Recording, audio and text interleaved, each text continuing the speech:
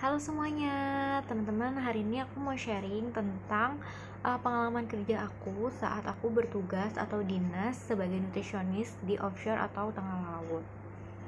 Nah, aku mau sharing untuk video yang pertama ini yaitu tentang persyaratan apa aja sih yang dibutuhin supaya nutrisionis bisa bertugas atau berdinas di tengah laut atau offshore.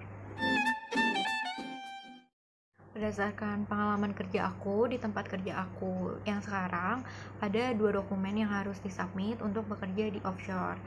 Sebetulnya persyaratannya ini bisa beda-beda tergantung risiko dari pekerjaan kita.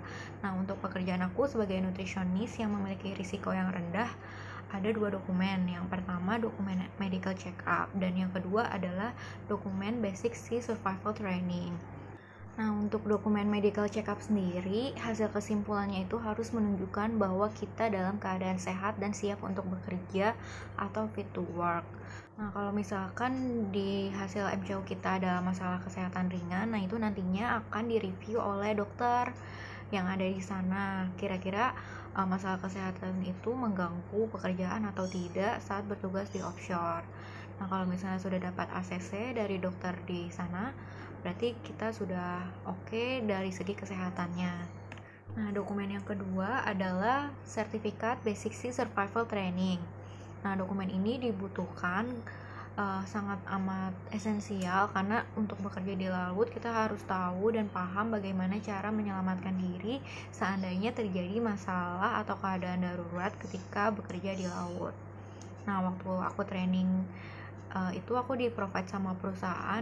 Pada saat training itu diajari cara melompat dari ketinggian, terus belajar teknik-teknik mengapung, teamworknya kayak gimana seandainya masalah emergency itu terjadi, terus belajar kalau misalnya ada hewan buas tekniknya harus gimana dan lain-lain.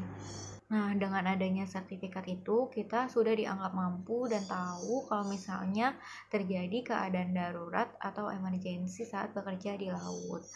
Jadi waktu training harus benar-benar serius dan juga harus paham dan gak boleh takut. Nah, kalau 2 dokumen itu udah oke, biasanya nanti dikasih jadwal kapan kita bisa naik ke offshore.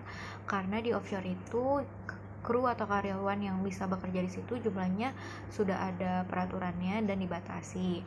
Nah, habis itu untuk pertama kali naik ke offshore nanti akan dikasih kartu namanya kartu e-crew change. Jadi setiap nanti di pelabuhan mau naik ke kapal kita akan scan barcode di kartu itu. Nah, mungkin itu aja video pertama aku tentang pengalaman bekerja di offshore. Nah, untuk next video aku mau cerita tentang kegiatan apa aja atau pekerjaan apa aja yang aku lakukan saat bekerja di offshore.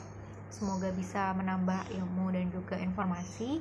Kalau misalnya kalian suka videonya, bisa di like, di share, dan juga subscribe channel aku. See you on my next video. Bye bye.